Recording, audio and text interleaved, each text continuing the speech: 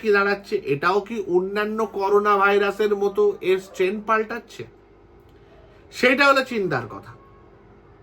কেন চিন্তার কথা বলছি, তার কারণ নর্মাল করোনা ভাইরাস কিন্তু এই metapneumo virus, respiratory syncytial virus এদের মতোই ভাইরাস।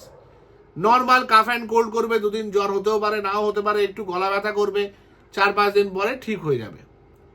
অনেক ক্ষেত্রে যেটা হয়, কিছু কিছু ক্ষেত্রে এর উপর ব্যাকটেরিয়াল ইনফেকশন হয়ে যায়, আমরা কিছু মামুলি অ্যান্টিবায়োটিক দিই, তার মধ্যে অ্যাজিথ্রোমাইসিন একটা খুব কমন অ্যান্টিবায়োটিক, হ্যাঁ, আর পেনিসিলিন গ্রুপের যে সমস্ত অ্যান্টিবায়োটিকগুলো হয় দেওয়া হয়, কখনো কখনো সেফালোস্পোরিন মানে যেটা 3rd জেনারেশন বা 2nd জেনারেশন এগুলো দেওয়া হয়, এবং বাচ্চা দুদিনে ভালো হয়ে যায়, বড়রাও দুদিনে ভালো হয়ে যায়।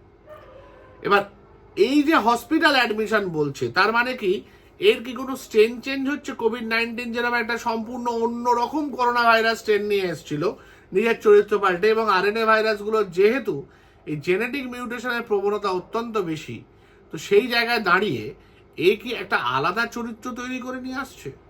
এইটাই চিন্তার ব্যাপার।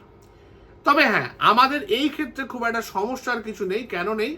তার কারণ আমরা মোটামুটি কোভিডের সময় শিখে গেছি কিভাবে একটা রেসপিরেটরি ভাইরাস, শ্বাসনালীর সমস্যা যে ভাইরাস করে তাকে প্রতিহত করা যায়।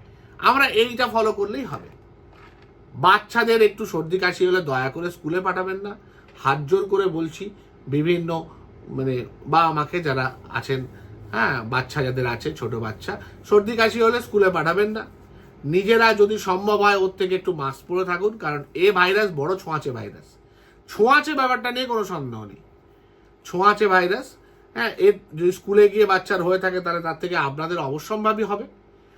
2-3 দিন লাগে, 3 থেকে 5 দিন বইতে লেখা আছে যে এটা মানে শরীরে ঢোকার পর সর্দি কাশি আসতে অনেক সময় 2 দিনেও এসে যায়। তো এই একটা ইস্যু। নিজেরা একটু চেষ্টা করবেন মাস্ক পরে থাকতে যদি বাচ্চার সর্দি কাশি হয়। আপনার সর্দি কাশি হলে অবশ্যই মাস্ক পরে থাকবেন। যদি হোম অফিস করা যায় বা অফিসে ছুটি নেওয়া যায়, তাহলে ওই ইনফেকশনের পিরিয়ডটুকু একটু বাড়িতে রইলেন, আইসোলেট রইলেন, ভিড়ভাড়টা অ্যাভয়েড করলেন, বারবার হাতটাকে ধুলেন যদি ধুতে হয়, এবং মুখে লাগানোর পর অবশ্যই হাতটাকে ধুলেন, হ্যাঁ, এবং যতটা সম্ভব বাকিদের সাথে একটু দূরত্ব মেনটেন করা, ফিজিক্যাল ডিস্টেন্সিং বা দূরত্ব, মুখে মাস্ক পরা, নিজের অসুস্থতাকে সুস্থ করে ফেলা ওষুধপত্র খেয়ে, আর বয়স্কদের এবং বাচ্চাদের থেকে নিজেদের দূরে রাখা। এই 4-5টা বিধি আমরা যদি কোভিডে যেরকম প্রচণ্ড ভালোভাবে মেনেছিলাম,